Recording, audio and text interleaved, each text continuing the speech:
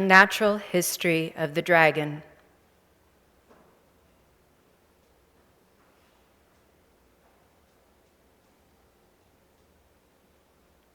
One, Rare Aves.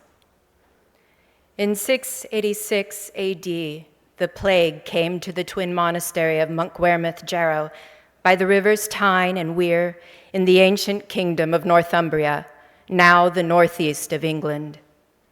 A chronicler tells us that all who could read or sing were carried off, except for the abbot himself and a boy of 13.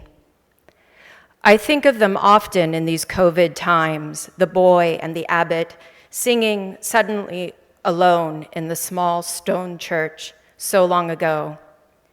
I imagine the boy's face in the flickering candlelight, brown eyes darting, watching the man for signs of illness, anxious that he might die too. All else whom he loved lay dead. To the boy, it must have seemed like the end of the world. Many historians believe that the boy was Bede, later called the Venerable, who would grow up to be one of the greatest scholars of his age. His monastery would become a center of learning for Europe. He is best known for his ecclesiastical history of the English people, which was responsible for popularizing the use of AD and BC, and which is a major source of knowledge about early medieval England. Bede is known as the father of English history, but he was also a student of nature. In an era we associate with darkness, he, like other scholars of his age, knew that the earth was round. His divisions of dusk, twilight, and dawn mirrored those used by modern meteorologists. So profound was his influence that 600 years after Bede's death, Dante wrote of him, dancing around the sun in paradise. 150 years after Bede's death, the monastery at Jarrow lay in ruins, abandoned. A small world ended. Durham Cathedral, the Venerable Bede's final resting place, is as formidable as it is beautiful. It perches on a highly defensible, steep-sided peninsula formed by the River Wear, about 18 miles upstream from Bede's Abbey at Jarrow and 60 miles from the Scottish borders. Its walls are 6 to 8 feet thick, many sparsely decorated, broken only by small windows and arrow slits in the towers, stodgy buttresses that stand guard more than they fly. Perch isn't quite the right word, for it implies a kind of precariousness, the sense that an object might fall or that a bird might at any moment take flight. Durham Cathedral isn't going anywhere in undue haste. It is more griffin than eagle, or perhaps it is a dragon. At any rate, a large beast surveying its domain. Its twin west towers overlook a stretch of river with watchful eyes. Its west chapel grips the steep hillside like paws. Its pinnacles and central towers soar like upswept wings. The building is pleasing in its symmetry and balance, bone and sinew, muscle and skin.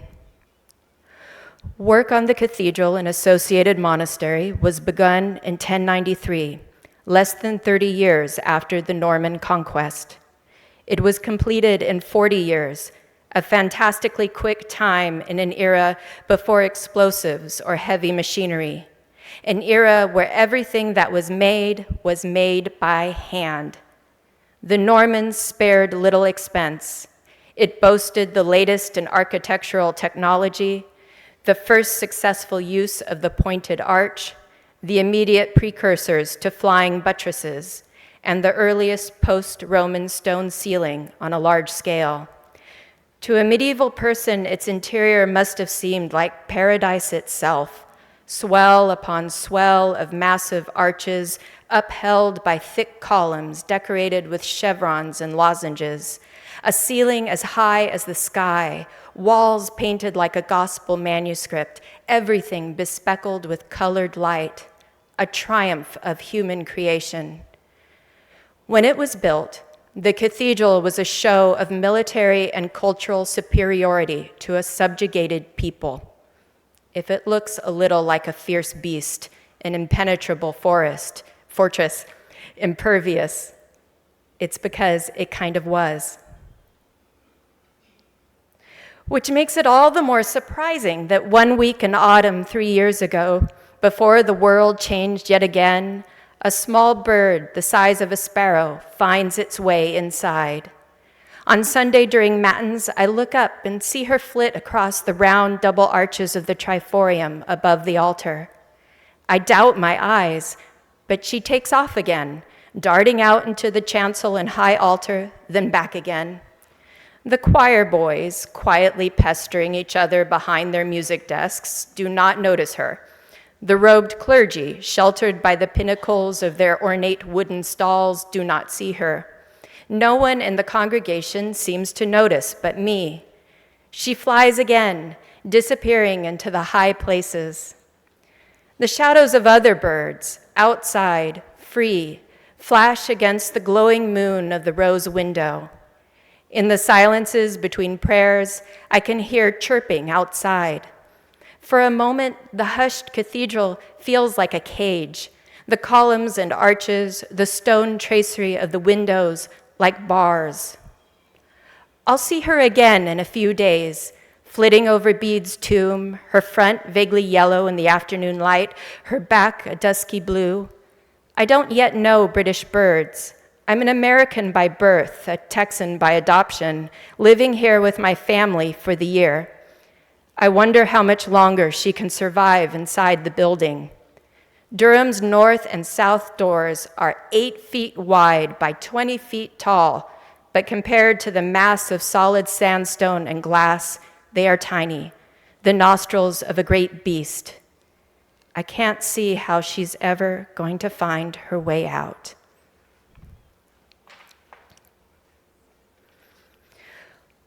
When the Mormons built their church militant, they also provided a glorious new edifice to house the body, not of Bede, but of St. Cuthbert, the most powerful English saint, to whom the original Saxon cathedral had been dedicated and which housed his shrine. St. Cuthbert seems to have been made a saint mostly on the merits of being a profoundly good person. He rose to be Bishop of Lindisfarne and died a hermit on the Farne Islands in the North Sea in 687. Although a bishop, he much preferred a life of poverty and solitude. His favorite companions were the wild animals of Northumbria, puffins and terns who nested on his island, ravens and otters who, according to legends, served him, and eider-down ducks, to this day called cuddy ducks after the saint. In death, Cuthbert has found little peace. He has been exhumed at least 5 times. Tens of thousands of pilgrims flocked to his shrine during the Middle Ages. People still seek him. In 1986, Durham Cathedral was made a UNESCO World Heritage Site. Annually, it sees 700,000 visitors. I don't know English birds, so I buy an RSPB Guide to British Birds. It begins to have creases in its spine.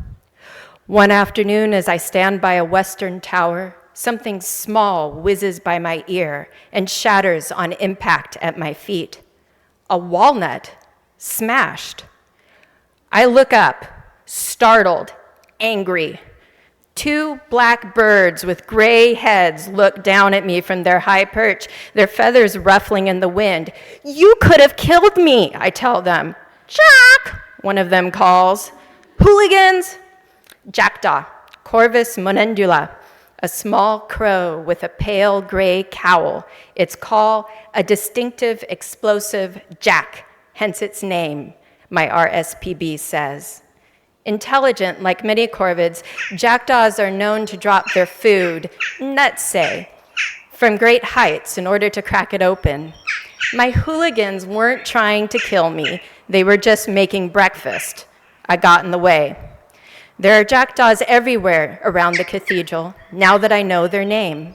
Jackdaws hopping in the churchyard between the effigy of the Crusader and the effigy of an unknown woman. Chock, chock, insistent, echoing across the cloisters, "Chock, chock," as I walk by the monk's kitchen. They remind me of the long-tailed grackles back home in Texas, their cheeky strut and good-natured racket. The Venerable Bede wrote a biography of St. Cuthbert not once but twice. One day, Bede tells us, Cuthbert was traveling through the hills of Northumbria with a younger monk. They had packed no food, as was the saint's custom, and there was no habitation nearby where they might find some. They had not eaten all day. The young monk was complaining about these facts when an osprey flew overhead towards the sea. "Look," Cuthbert said, "God might use that eagle to feed us." This is exactly the kind of nonsense I might tell my own whining children as we hike through the English countryside. But moments later, the osprey dropped a freshly caught fish at their feet. In his greed, or hunger, the young monk grabbed the whole fish and cradled it close. "What?" Cuthbert asked. "Do you not leave any for God's handmaiden? Cut the fish in half and give her a piece as her hospitality deserves." The monk did as he commanded, and so the bird and the travelers shared a meal. I try to be charitable. Perhaps the black-feathered hooligans were not only not trying to kill me, perhaps they were also trying to feed me, welcome me.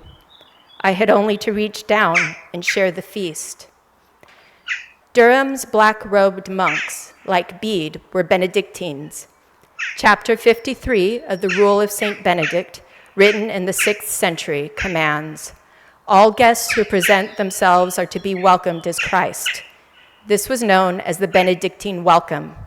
Pilgrims who made it past the cathedral's gate, no matter how humble, were to be greeted with prayer and an embrace, sheltered, clothed, doctored, fed. One early evening, a few weeks later, my daughters and I wander the empty cloisters.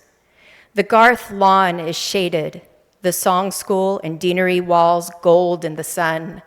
A wisp of music from evensong floats on the breeze. We peer through a keyhole into the chapter house, which is not open to the public.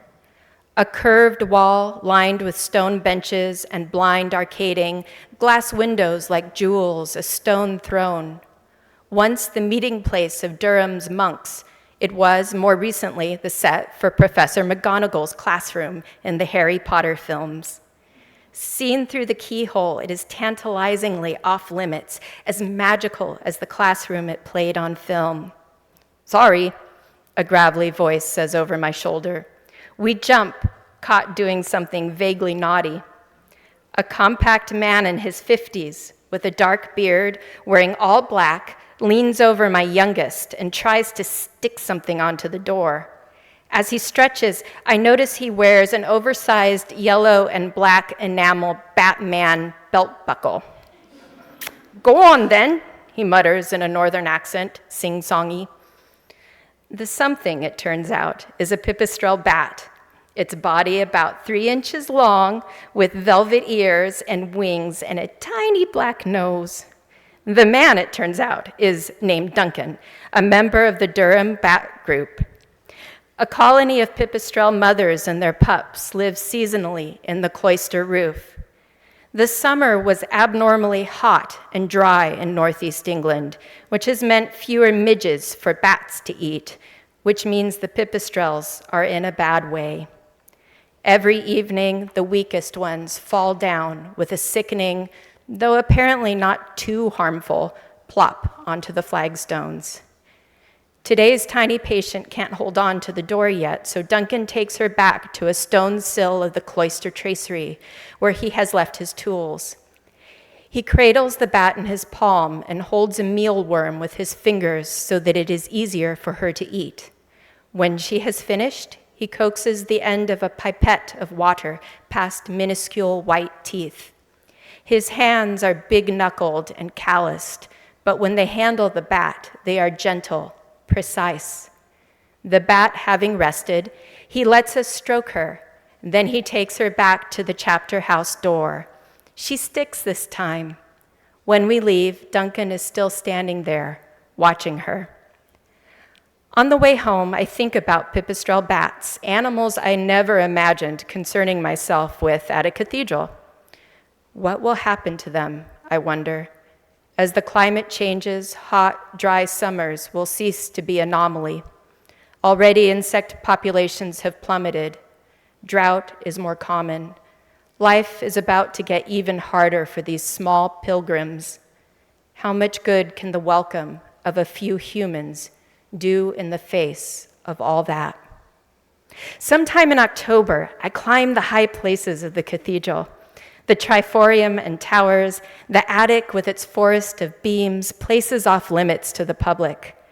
I walk along the narrow ledges between stained glass windows and 30-foot drops to the floor. On our way down a spiral staircase, we pass a small cardboard box, the kind electrical parts come in, set on a ledge. Inside, the tiny body of a bird, yellow-breasted, blue-backed, placed with care in its coffin by a verger or a stonemason. Blue tit, the RSPB says, one of the most common birds in England.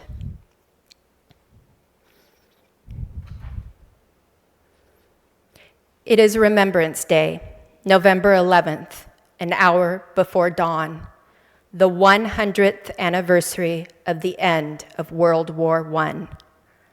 I sit on a mental bench in the empty churchyard on the north side of the cathedral in the pitch dark of early morning.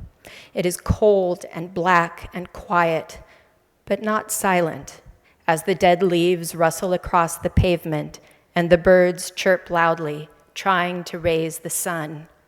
I think about young men sitting in the dark of their trenches, waiting for dawn, as I am, on what would be the last day of fighting.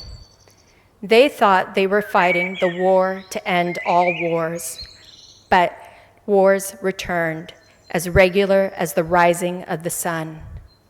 The world changed with that war, but not enough. The faintest blush of light in the dark sky appears, then grows as we move from astronomical twilight to nautical twilight to civil twilight, phases of dawn described by Bede centuries ago. As the world lightens, I can see the birds I'd only been able to hear.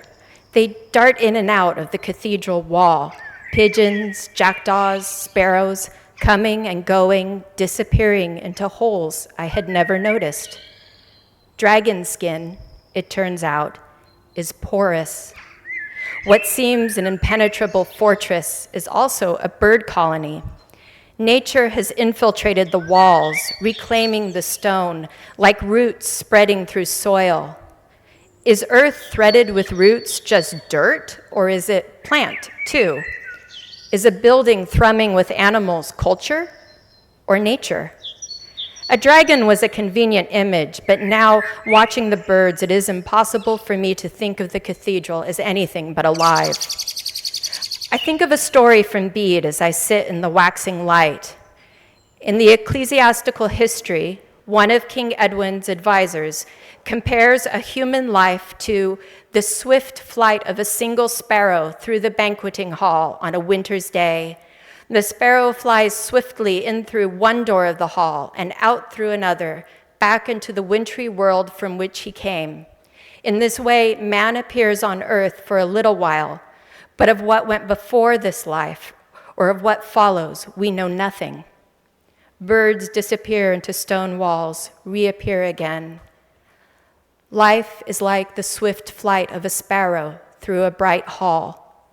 The young men in the trenches, 100 years ago, such brief flights through the light.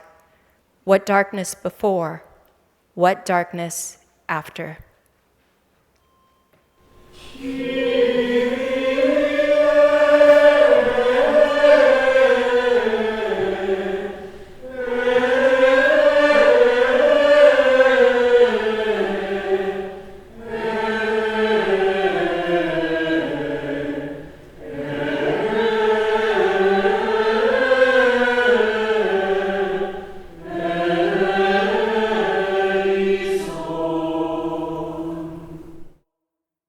Two, dragon flesh. The River Wear bends again some 2 miles northeast of the cathedral, making another, much smaller peninsula of lush pasture where cows graze. I run, following the bend in the river until the path takes me into shaded woods. The only sounds are my footfalls and my own breath, the warning cries of birds.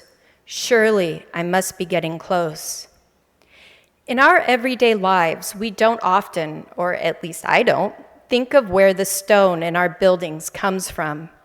But at the cathedral, it is a subject of frequent discussion. The sandstone out of which Durham Cathedral was built is called Low Main Post. It is a carboniferous sandstone associated with the coal seams of County Durham, once one of the biggest coal fields in England. If you were carrying coal to Newcastle, just up the road, you were quite possibly carrying coal mined in County Durham. Post means sandstone, and the low main seam was the coal seam over which this particular sandstone lay. The cathedral is built on an outcropping of Low Main Post, and beneath that sits the only unexploited seam of coal in the whole county. Today I'm looking for an old quarry called Keepier Quarry, which was begun in the Middle Ages but only closed in the 20th century. Some believe that the cathedral's stone came from there. There are stories of people finding abandoned columns and carved masonry sitting among the fallen trees and leaves. A little further, I come across the first of several quarry faces, like cliffs, abutting from the hillside. The Low Main Post. I leave the trail, sloshing through leaf piles that come up to my knees, tripping over rocks and stumps until I stand in front of them. Their top halves are rough stone, irregular mixes of concave and convex, straight and crooked. Their bottom halves, though, are collections of smooth facets of different sizes, bound and interrupted by right angles and straight lines. The rust orange of iron deposits swirl across the rock, the same swirls that decorate some of the stones in the cathedral. Some of the facets are dusted with green algae, others with the pink and purple spray of a paint can, someone's initials, a hot pink phallus. As I explore the quarry, I think of how one of the geologic telltales of the Anthropocene will be the widespread dislocation of rock from its point of origin that would have been impossible without human intervention. Monuments of marble, granite countertops, limestone for cement, churches. But I place a hand against the stone face. The slight roughness against my fingertips, dips and edges on its surface, the marks of chisels perhaps, the Anthropocene writ small. The darkened shadows, the blocks of weathered sandstone, the swirls of rust, the quiet. Squint right, and you could be standing in the south ambulatory of the cathedral. A cathedral in the negative, built not by stacking blocks of sandstone, but by removing them. The trouble with sandstone, Norman Emery, the cathedral archaeologist, tells me, is it always wants to go back to sand. We are standing on a scaffold in the belfry, the chamber in the cathedral's 216-foot-tall central tower that houses the cathedral's bells. It's clear and sunny today, which gives us a stunning view of the green hills of County Durham, the trees and autumn foliage. 100 years ago, many of those hills would have been black with coal waste and studded with gantries. Durham's tower has been under repair for 2 years now, its top hidden behind scaffolding and plastic sheeting some locals call the bandage. Others, less charitably, call it a condom. The masons have been replacing and repairing degraded stones, the cathedral's flesh and bone. Some of the most beautiful walls are the most weathered. Wind and water have sculpted them into a mosaic of hollows and curves, gaps and lines that some masons liken to coral. Beautiful or not, such stone can be structurally weak. The building is in a constant state of slow dissolution. At the beginning of the project, when the workers first entered the belfry, they found piles of sand on the floor, sand that had once been stone. Inside the belfry, much of the stonework the masons are replacing is from an 18th century restoration of the tower. Norman points out white streaks in the older stone. Oysters, he says. Of all the things I expected him to say, this was not one of them. He hands me a shell that has fallen out of the wall. It is rough, dusty with its own chalk, or the dust of the building, I cannot tell. They're basically lime, calcium carbonate, he says, in a quiet voice that belies both his impressive facial hair and sense of humor. The masons in the 18th century pushed them into the mortar to help level up when they bedded a stone, just as we would use a piece of slate today. Oysters were really cheap then. You could get a barrel for a few pence. You'd have them for your lunch, then use the shells. Now we import most of our oysters. They're much more expensive. Oysters are a food I associate with luxury, not building scrap. But they were once a cheap food, a staple of the poor, because they were so plentiful. Beds of Ostrea edulis, the European flat oyster, used to cover many of Britain's coastal shallows, from Edinburgh to Cornwall, including the nearby coasts of County Durham. The beds supported a lush ecosystem of marine life, sea grasses, and fish nurseries. They filtered coastal waters. 19th century technology made oysters an even cheaper food, bottom dredging to harvest, trains to transport. It's an old story, oft repeated. Although in this case, perhaps it was not actually inevitable. As early as 1866, fishermen testified to a royal commission about the destruction wrought by trawling and dredging, which tore up the seabeds. Hundreds gave evidence. As with climate change, alarm bells were sounded, but the state failed to act. 200 years later, oyster beds had disappeared. Fish populations had collapsed. Up in the tower, I look at the chalky oyster shell in my hand, something hauled out of the sea centuries ago. It would have been wet then and smelling of brine, spotted with algae and barnacles, a heart pulsed inside. I look back to its brethren modeling the walls. Here in front of me, in a medieval tower, 200 feet in the sky, an ecological history in microcosm. The riches of the sea, implied their destruction.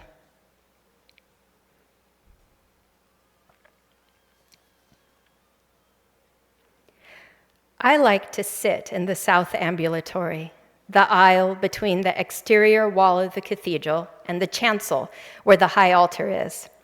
It is one of the oldest parts of the cathedral, the part they built first. Its sandstone walls are swirled with rust orange and smell of damp. Pillars and arches shelter me like trees. Leaning my back against the wall, I feel protected by something nonetheless powerful enough to destroy me, a child sleeping against the side of a dragon. The cathedral's builders and founders would have objected to the central image of this essay. In medieval England, dragons, the beasts called wyrms, were scourges, giant snakes that slithered about, gorging on livestock and sleeping children, suitable adversaries for knights and saints, but good for little else.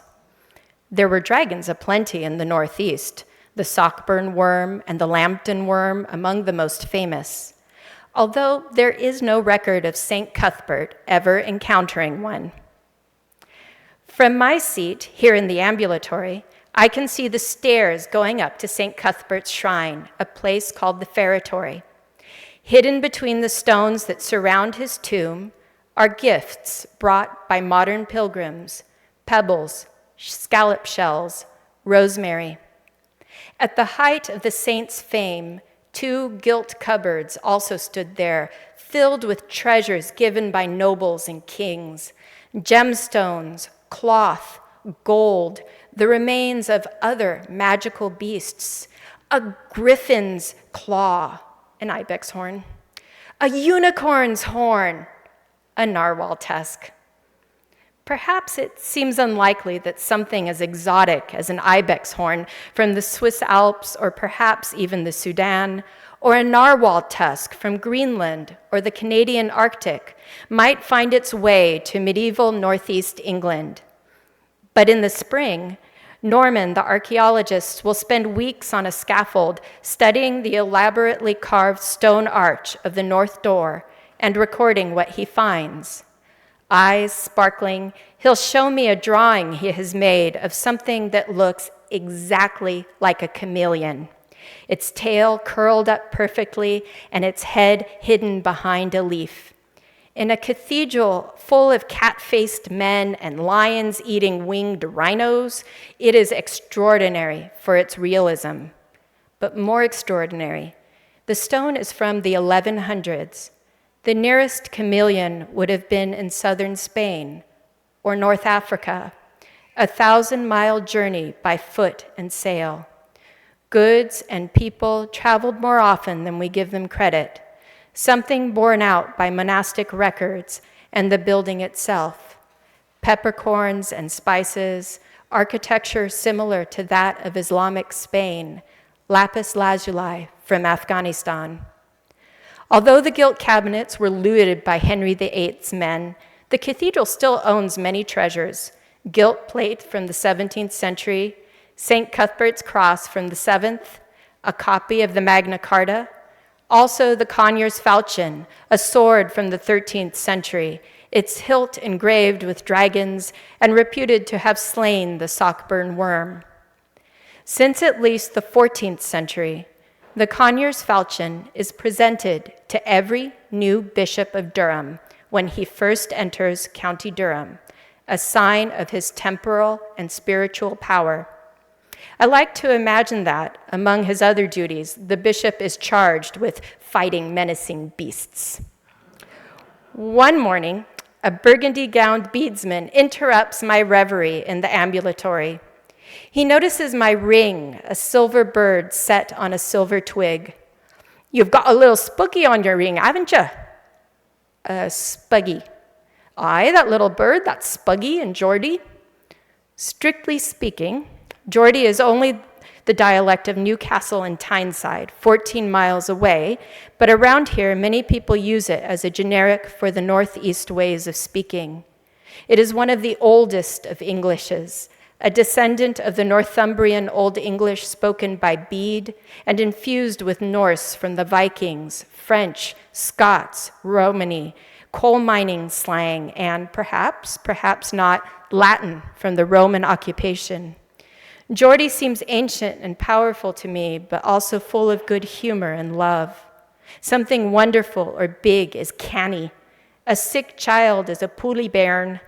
Sometimes people call me Hinny, but most of the time, Pet.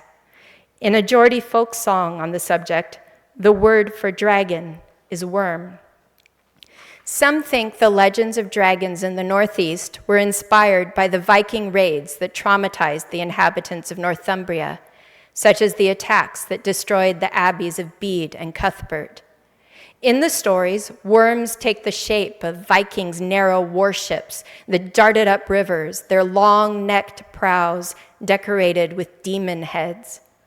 Others hold that dragons, like other medieval monsters, represent the dangers of the wilderness, moral and also literal, the dark forests that once covered much of Britain. No human remembers those ancient woods, which were cut down centuries ago for things like cathedral towers and ships' masts, and replaced with tame pastures. If dragons no longer terrorize England, perhaps it is simply a result of habitat loss. A spuggy, I repeat to myself after the beadsman leaves, fingering the little bird on my ring. It was a spuggy that was trapped in the cathedral this fall, I think. A spuggy that flew through a mead hall, 14 centuries ago.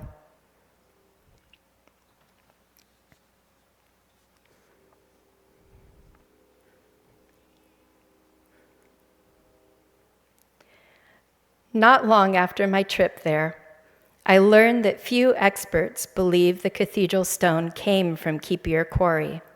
For one thing, it is 2.5 miles away from the cathedral site, and overland transport would have been very difficult with oxen carts. Although the quarry lies on the river, the weir would have been too shallow to float stone on barges. To dismiss these logistical problems is to think as citizens of the late Anthropocene. Now we routinely build with materials mined and manufactured on the other side of the planet, transported for thousands of miles, uphill or across an ocean. It makes little difference because we have fossil fuels to power their movement. But in the 1100s, as for most of human history, what humans could achieve was more often constrained by their natural surroundings and the limits of brute muscle, wind, and water. If it were available, the cathedral's builders would have sought a closer source of stone. Across the river weir from the cathedral, almost in its shadow, lie St. Margaret's allotments, a 5-acre collection of rented gardens on Marjorie Lane, whose scale and size are not apparent from their locked front gate. The gardens grow in a man-made hollow, said to have been excavated around the time of the building of the cathedral. The hollow lies a short distance from a river ford at a slope an ox cart could manage. According to geologists, the site has been scraped clean of the sandstone that by right should be there, and the volume of the missing stone matches almost perfectly the volume of shaped sandstone needed to build the cathedral, 52,000 tons.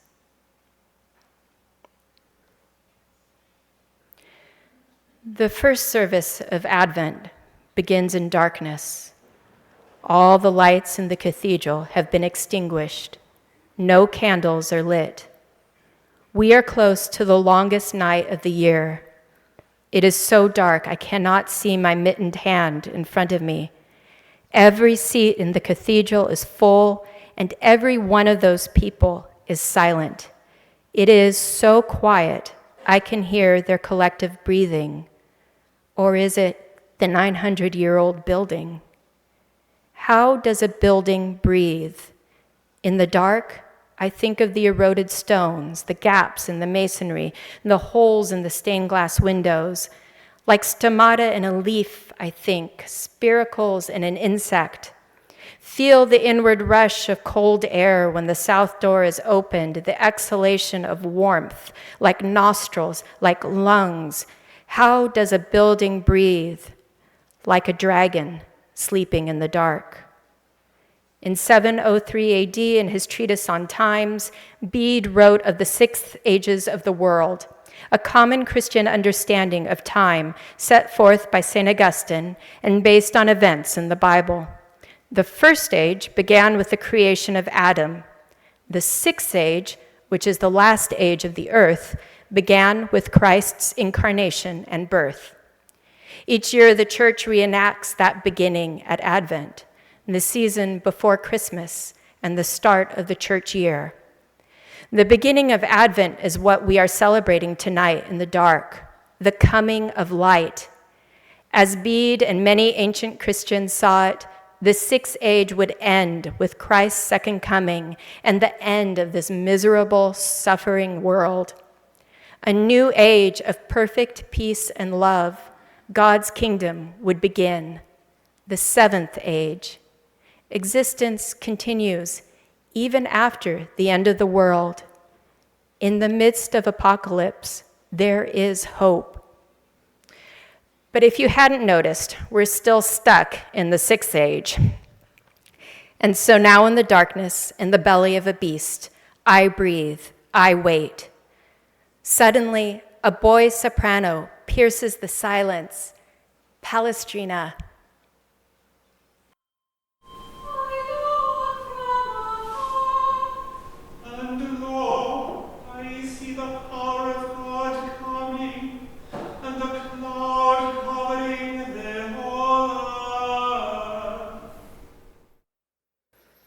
The first candles at the west end are lit. The dragon cracks its eyes. The organ sounds the dragon's low growl. The thurifer swings the incense, smoke from its nostrils, enough, it seems, to cover the whole earth.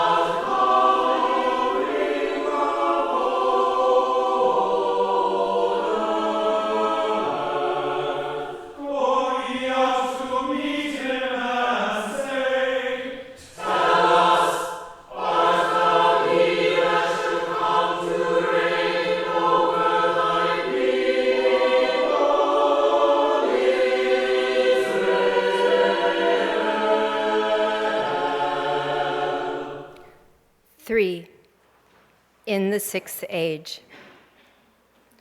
Dragon smoke is produced by the indirect burning of incense on charcoal in a metal container called a thurible, swung by the thurifer. Frankincense, the primary ingredient of church incense, is the hardened resin of 5 particular species of trees in the Boswellia family. Boswellia trees are survivors, wizened with twisted stemless trunks and small leaves, built to live in arid, rugged environments in the Horn of Africa, the Arabian Peninsula, and India. In a common irony of the Anthropocene, the tree's ability to survive where little else can has become their mortal weakness. In remote, poor places where agriculture is nearly impossible and violence common, harvesting the resin is one of the few ways nearby humans can make a living. Boswellia extracts are now also popular herbal supplements across the commercialized world, taken for anything from arthritis to cancer. The trees suffer as every other wild thing turned commodity suffers. They are tapped over and over again, making them more likely to get sick and less likely to produce viable seeds. A recent study of Boswellia papyrifera trees found regeneration failure in over half of the populations it studied. The old trees are not being replaced. The use of incense in worship is at least 4,000 years old, older than the Quran, the Hebrew Bible, the Mahabharata. The Queen of Sheba gifted frankincense to King Solomon. The Magi presented it to baby Jesus. A few generations from now, it may cease to exist. January. My family and I stand in the Durham town marketplace, down the hill from the cathedral, and wait for the procession to start. It is Plough Sunday, when the dean of the cathedral will bless a plough to mark the start of the agricultural season. And we're off.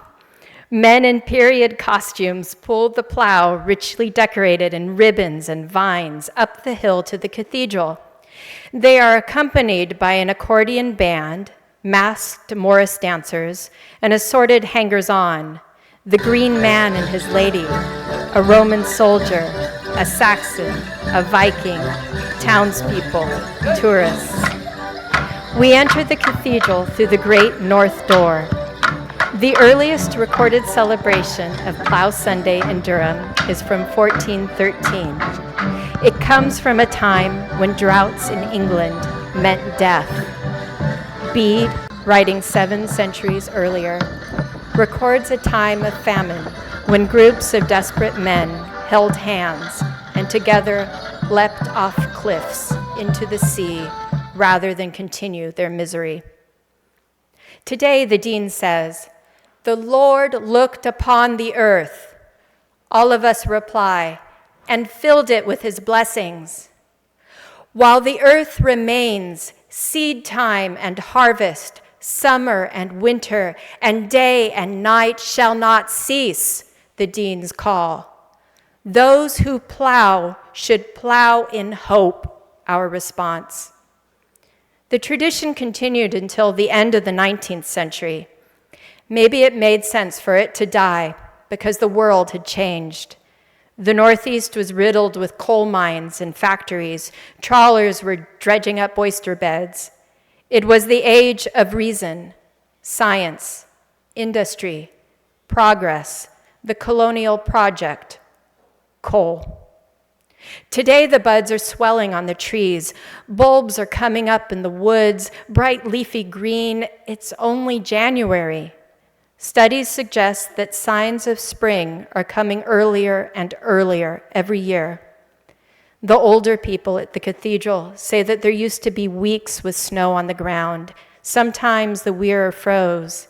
They say they remember these things, but young people do not say that. I look past the crowd to the north door, its wood scarred with repairs and nail holes, a bullet hole perhaps. The door is original equipment, hung in the 12th century when the cathedral was first built. A tree's rings are formed 1 per year by the new growth of its trunk. In wet or warm years, there is more growth, and the ring is wider. In cold or dry years, there is less growth, and the ring is slimmer. All trees of a given species in a given geographic area and time will share the same patterns of wide and narrow rings. And so trees remember weather more reliably than people do. Humans can use those rings to establish the approximate year in which a tree was felled. Using dendrochronology and carbon dating, researchers have dated the wood of the north and south doors of Durham Cathedral to a single giant oak that was felled in the early 1100s. It sprouted at least 1,000 years ago and grew during the medieval warm period, a period of anomalous warm weather in the northern Europe that lasted from 800 to 1200 CE. And so the north door also remembers years of early springs and longer summers, the memory of them stored in its very flesh. While the earth remains, seed time and harvest, summer and winter, and day and night shall not cease. Thursday morning it snowed. It was gone by the afternoon. What if winter does cease? It is no longer an academic question. I think of the men running off the cliffs into the sea. A group of residents revived the Plough Sunday tradition 6 years ago. Every year the crowd gets bigger. The earth gets warmer. Near the south door of the cathedral sits another shrine, third in importance after St. Cuthbert's and St. Bede's. To some of the local people who visit, though, that order might be reversed. The miners' memorial is easy to miss, set into the south wall. A handwritten book in a glass-topped case above it, a miner's Davy lamp. The memorial's unassuming appearance doesn't prepare you, or perhaps it prepares you perfectly, for how moving the experience of looking at the book is. Each page contains a handwritten list of names and ages beneath a date and a coal pit, a mining disaster and its victims, young men, old men, children. Sometimes the list is one or two names. Some dates, like the Easington disaster of 1951, go on for pages. In neat curves and loops of ink, the human cost of coal and everything it made possible. Or at least the quick deaths. Unrecorded are the men who died more slowly from black lung and hard labor in confined, dark places, poverty and malnutrition. By the 19th century, coal accounted for a quarter of the cathedral's revenue. This income paid for repairs to stone, windows. Coal miners helped build the cathedral just as surely as the ancient masons. The last deep coal pit in County Durham closed in 1994 at Wearmouth, about a mile from Bede's Monastery. The end of mining and the decline of heavy industry was an apocalyptic event for the Northeast. Neither the economy nor the people have fully recovered. But the era of coal and fossil fuels is far from over. The sixth age continues apace. Not too far from the miners' memorial, there stands a composite pier, one of the cathedral's many immense supportive columns, itself composed of smaller columns, a dragon's rib, as it were.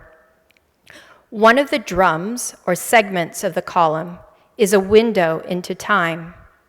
If you look closely, you can see gradations in the sandstone's color, layers of stone, lighter and darker in undulating, alternating bands.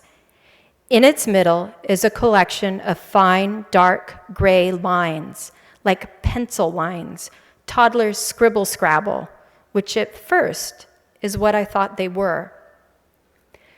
310 million years ago, a river ran through a lush forest located near the equator, the same land the cathedral stands on. In the column segment, we can watch that ancient water flow. The river carries sand that was once itself even more ancient rock. In some places, the water lays the sand down. Sometimes the river runs fast and deposits a lot of sand. Sometimes it moves slowly, the light and dark bands a record of floods and drought. These geologic processes are still at work today, making the stone of tomorrow. Visible in the drum, too, is the moment a leaf fell into water and got snagged on the sandy bank. Those fine gray lines aren't penciled onto the stone, but are components of it. They are bits of organic matter, leaves, twigs, that floated along the water, then got caught on the bank, then compressed along with the sand into rock. Those squiggly dark lines are coal. There are black lines and flecks everywhere in the columns and walls when you know to look. Durham Cathedral built not only by coal, but of coal too. The fossil fuels that define the age of man and that will bring about its end, contained in a monument built by man, a perfect artifact of the Anthropocene. Bede's tomb stands at the west end of the cathedral in the Galilee Chapel. It is so unassuming that visitors often pass it unawares. In its black limestone shine white flecks, some precious in their own right, tiny rings northerners call Cuthbert beads. They are bits of the stems of fossilized crinoids, animals related to sea stars and sea urchins, but bound to the ocean floor. They are 300 million years old, a span of time not even Bede could conceive of. a time before the first age, another world when fossil fuels were not yet fossils and dragons not yet imagined. What fossils, I wonder, will be found 300 million years from now, long after the end of human tide, when the cathedral has fallen once more to sand? Surely Bede could not have imagined that the sixth age would last this long, or that the end would come not from divine visitation, but human invention, human derangement. The sixth age, which is unfolding now, he wrote, like extreme dotage itself, will end in the death of the whole world. A long, slow death from heat exhaustion. Although from a geologic perspective, the Anthropocene is a mere blip in time, a sparrow's flight through a mead hall. A literal translation of Apocalypse is revelation. At the end of the world, the purposes of God would be made known to man. What shall be revealed in this apocalypse, I wonder? Will we finally comprehend the beauty of everything we've destroyed? One evening in July, a few weeks before we moved back to Texas, 6 months before the first cases of COVID-19, before the world feels once more like it's about to end, I walk home along the River Weir. The water is like glass, dark with shadows and the reflections of trees. I walk through a cloud of midges. At least there will be enough food for the bats, I think, as I swat them away. And almost exactly as I think this, I see pipistrelles out hunting, tiny black flits skimming the river and then darting up to the heights. The pilgrims have returned. I look up to the cathedral, lit by the setting sun and floodlights, basking in golden glory above the woods and river. The view still takes my breath away. A tabernacle carved out of an ancient riverbank, a dragon sitting above a bend in a glassy stream flowing as implacably as time. My eyes cast down to the water's edge. A leaf rests on the sand, pulsing with the water's flow.